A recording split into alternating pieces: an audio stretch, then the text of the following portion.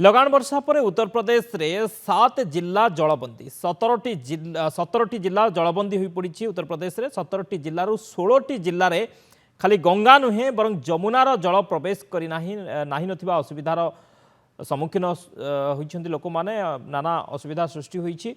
परिस्थिति रे नदीकूलिया लोकों उद्धार पाई प्रयास जारी रही बेले सामना को आसी जड़े बापा निज संतान प्रति स्नेह भल पाइबा और त्यागर दृश्य। प्रबल वर्षा जो घरद्वार रास्ताघाट आदि जलबंदी हो जाइथिबा बेले जड़े बापा उद्धारकारी दल उद्धार कार्य को अपेक्षा न करी तांकर कुनी पुओ और स्त्रीर जीवन रक्षा पाई सुरक्षित स्थान अभिमुखे बाहरी जाइथिले।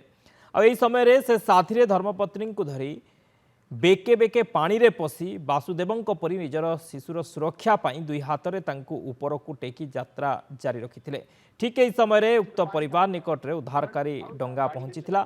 बापा माँ पुओ को बेके पानी रू उद्धार करी सुरक्षित स्थान रे नहीं छाड़ीथिला।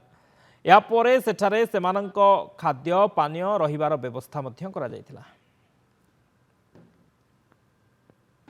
लोगों से बात भी की है और लोगों ने संतोष व्यक्त किया कि राहत सामग्री पर्याप्त मात्रा में आ रही है।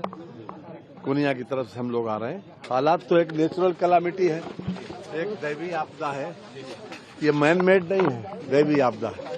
इसमें सब मिलजुल कर लोगों को सहयोग करना चाहिए और उसी भावना से करना चाहिए।